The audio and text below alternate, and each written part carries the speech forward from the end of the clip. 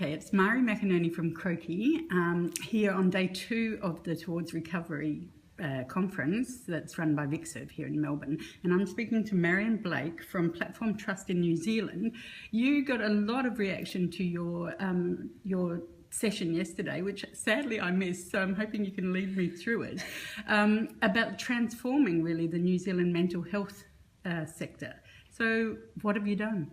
Well, look, we're a tiny little organisation. We're like a peak body, I suppose, Australian equivalent, but for the whole of New Zealand for mental health and addictions. We include addictions in our work in New Zealand, so we've got a membership of probably about 90% of the main contracted providers. And I guess we just got over policies and strategies. We got to the stage where yet another policy or strategy would come out, and it would be all what the government was going to do and what the public health provider would do, ignoring, if you like, the power and potential and capacity of the community sector. So we'd been a traditional kind of lobby group, I suppose. We'd done a lot of work around, pointing out the inequities between funding issues between the government and the community sector. We'd been arguing for a long time about investment in our community sector workforce, and we'd had some small wins, but nothing was changing underneath. So we thought we've really got to find a way of making the system change, and everybody stepping up to responsibility, including the politicians. But in actual fact, the politicians and senior government officials just write the policies on the idea that something magic will happen, and it won't unless we do some really, really hard work. And we're seeing a mental health and addiction system collapsing around ourselves. We're seeing more homelessness, more poverty, more violence, people not being able to access services when they need them. And so we decided that we would work differently, I guess. We'd been reading a lot about kind of the new social technologies, collective impact and disruption and that sort of thing. So we decided that we would kind of like just do it totally differently. And so a couple of examples of that I presented yesterday were, one of them was called Equity Well. I mean, we were shocked at the poor physical health of people who live with mental health issues. And it's the same in every country. For a long time, New Zealand hasn't actually collected that data. We rely on, taking the data out of Australia or the US and then, making it for New Zealand. And we decided that we needed to know what was actually happening in New Zealand. And one of our colleagues at TAPO, which is a National Workforce Centre, they did some evidence. So instead of actually going to the traditional kind of, approved and formalised evidence base, that academics say is the truth, we crowdsourced it. We put out a call to anyone and says, do you know anything about this? Have you tried anything? We got the most amazing information back from people who'd done, I did my master's degree on that, and no one's ever interested in, they pulled these things out, and some of it was, and I learned new terminology about grey evidence, which isn't really evidence, but it's, but it's actually valid. So it was a fascinating experience, and we ended up with some stuff which was just really good ideas through to some really serious academic research. And that was analysed and we put that together. And look, really the situation in New Zealand is as bad as everywhere else. People with experience in mental illness are dying 25 years earlier than the rest of the population. That is not acceptable. So what we've done then is realise, and I was pointing this out yesterday, is that when you start something like this, all of a sudden the obvious hits you and you think, oh my gosh, now we have to change the whole of the health system. And that's been a real adventure. It's meant that we've had to use new technology. We've used an online participatory a product that was actually developed in New Zealand but being used for hundreds of thousands of people across the world. It's called Lumio, and that's an online decision-making tool and a discussion tool. So we had people who were really used to using social media. Many of the people who use services are really confident and competent in that space, and psychiatrists who are not, having conversations. Hello, my name is John, I've never used this before, oops. And being coached by people that use mental health or addiction services. Look, it's been cool. It's been a real leveller. And what have they done with the project? What they've done is Lumio gives you the capacity to have different discussions going on at different places. So people are gravitating towards a discussion that really interests them. So for instance, there's a group of general practitioners who are having a discussion about what systems they can implement in their practice to for bring up for people for better screening.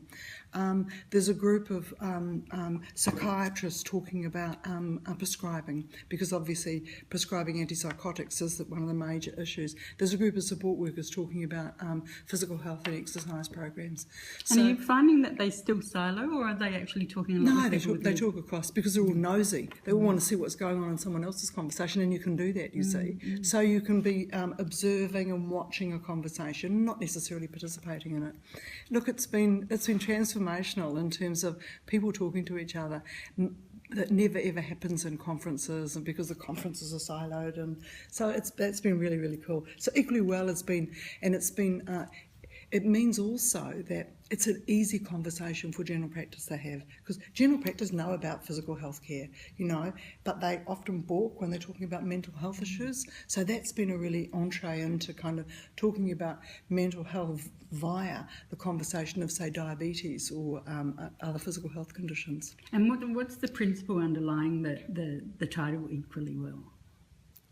Equally well, yeah. I mean that everybody should have equal access and equal opportunity within the wellness system. I mean, it's wrong that a person who interfaces with a medical system, like many people with mental health issues, interface with health sometimes every week and are still dying because they're not getting the right health care. That's wrong, it's absolutely wrong that our health system has become so siloed that they say, I'm sorry, I don't do that. I only do livers, I don't do, so I just think that's wrong. And I think once you challenge the health system or health practitioners back, they get that. They didn't join health to be, just the person that does that particular bone, so I think that it's waking up health. One of the things was really interesting. Just recently, we had a conversation with the Royal College of Surgeons, and they are not aligned necessarily to the mental health and addiction world. And this guy was very distressed because he was talking about how surgeons are peeling people off road traffic accidents, fixing them up, rebuilding them, and they're going back and doing it again because of alcohol. So instead of that surgeon being able to say, okay, I'm going to treat the whole person, they can't. So it's almost like that call back to health. Remember why you started doing this? Did you find any barriers? Was there resistance? Oh, heaps. Yeah, where were they mainly? Oh, look, they're in all sorts of different places. They're not in any one specific group. They're with individuals. So you get a fantastic group of psychiatrists, and then you get one. That it's kind of like some nurses are saying, don't you tell us what to do. Support workers are saying, that's not my job. So there's a whole lot of things. When we did the Equally Well conference, which was a one-day event, we introduced the idea of a DOT. And the DOT is do one thing. Just go and do one thing that will make a difference in this space, We've also learned Did you collect people's actions? What sort of things did you do? I'm going to go back and talk to my local school. Absolutely things that are totally not within what people would have normally done post a conference, One of the things that also we learned is good news travels, good ideas travel fast. So there's what happened in one part of New Zealand, very small part on the east coast, high Māori population, high mental health utility usage, and what they did there was the local health system funded 4 free general practice visits for people with mental health issues, for them to solely go and talk about their physical health conditions with their general practice, as a way of saving money in the long term, And of course that's really gone wildfire, because everyone says, oh, we can do that, or we'll give them 5. I think that yesterday there's that sense of also the not competition, but the excitement of the challenge to do something like that. I think you put it out to the mental health services here yesterday, where they certainly some felt that. Yeah. Is that? Are you challenging others to do this? Oh, absolutely. Look, we've got to get over ourselves. We've set up. I think, look, mental health has come a huge journey. You know, from in New Zealand we incarcerated nearly everybody. You know, we had long-term psychiatric hospitals all closed now. We've got we don't have any long-stay psychiatric hospitals, but we have some long-term institutionalised community practice. And now's the next stage. What does that look like? I think Simon Duffy's call on the first day the call to citizenship that's the call. I think it's no longer can we've allowed mental health to be dealt with by experts, and it's not. Increasingly we're now. I mean, in Australia you use the term psychosocial. You know. I think it should be the other way around, you know, it should be social and then psycho second, third, fourth, because it's the social impacts that keep people well, they keep people on track with their recovery, they give people hope and connections and all the things that we know is true, but we're not owning that space. I mean, this is like, you know, this is the new drugs. I mean, imagine if this was a drug, it would be well funded, it would be well researched, and marketed. Instead of that, it's just good common community sense, but we're not marketing it. And forgive me for doing the traditional thing though, which is, I mean, do you actually measure the impact of what you're doing? Is there a way that we're you trying present to? We're trying to, because that is the challenge. You know, everyone you got to be able to measure everything. And we've in New Zealand we have a key performance indicator, a national program, and we've set up a thing as a little breakaway group called the Benchmarking Club, and this is a group of NGOs that are benchmarking themselves against access to housing and employment.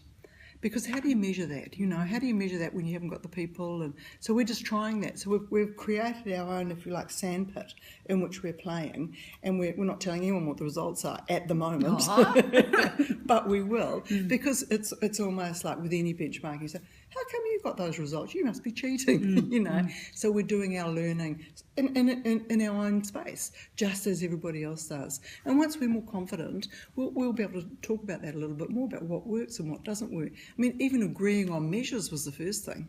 We had a great set of measures, and then we went back after sort of like trying them. Everyone went, oh, that was a dumb idea, you know.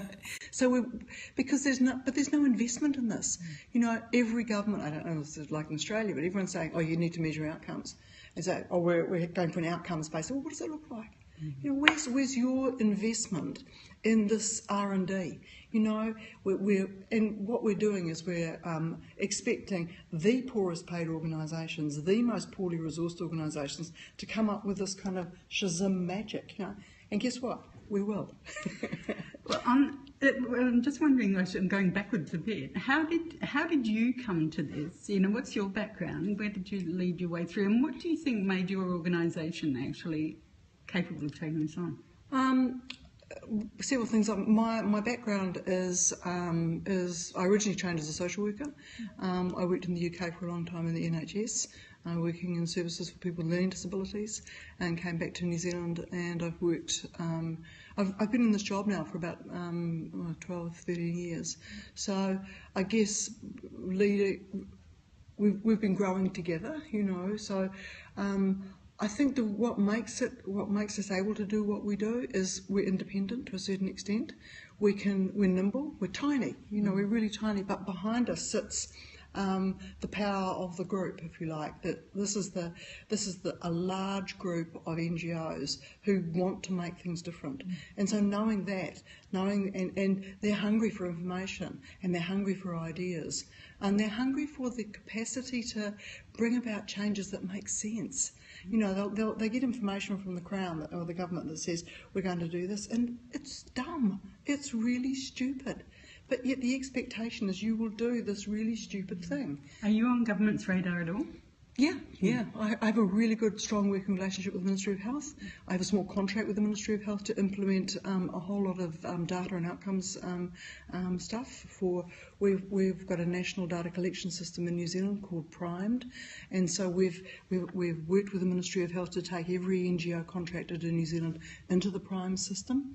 So in New Zealand, we know we know the activities of all people receiving services. It's a very small data set, but it's better than anything else that we've seen internationally, you know.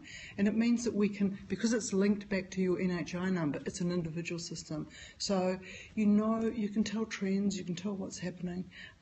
So, yeah, we're useful to the government from that perspective. And also, I mean, I'm sometimes very critical of the government, but at the end of the day, they respect that there has to be another view. And also, most of those public servants want to do the good thing too. You know, that's the other thing. And New Zealand's very small. It's a very small country, you know, and most people know people. And the people go around the circuit. They work for the government for a while, they work for the NGO sector, they might go into a bit of private practice work or work in the private sector, and then they go around the cycle again. So there's a cohort of people that have known each other for many years, and we've all got different jobs now, except me. I'm the only one that still stays. But again, you know, it's kind of working. It's about working with the willing. And that's where I think we need to really break down our own thinking as a community sector. I mean, we tend to go, community sector good, government bad, and that's crazy. It's actually about what does Team New Zealand look like? What does Team Melbourne look like to make these services work really well? And I spent a few days in Melbourne and just shocked by the homelessness, you know. Walking home last night, I saw a van that had washing machines in the back, you know. So we're servicing the homelessness rather than healing it, you know. They're our Young Australians of the Year too, the people who initiated that. So everybody recognises the need, but it's not finding systems change. Absolutely. And one of the projects I talked about yesterday was the People's Project, you know, which is in Hamilton, Hamilton's a small town, well, a small town by Australian standards, but they got lots of homeless people on the streets, and they started saying, actually, we'll do something about this, but we've got to get them homes, because you can't start without, you know, very much the housing first sort of model. You can't start unless someone's got an address, you know, and a home. And so the most senior people sat down, you know, people from Justice. These were all people that have used our systems, and we have failed them. You know, they've used mental health systems. People get discharged from mental health systems onto the street. You know, how outrageous is that? We have to get into the conference now, but if people want to find out more about you, where should they go, and how do they take up your challenge? Oh, just go to the website. We'll also, the Depot website has a lot of material on it about some of the stuff that we've done in partnership. We've done a lot of these projects in partnership with Depot, in partnership with other people, because I said we're tiny. But go to the website, and really happy to talk. Email, whatever. Thanks so much, Marion. Yeah.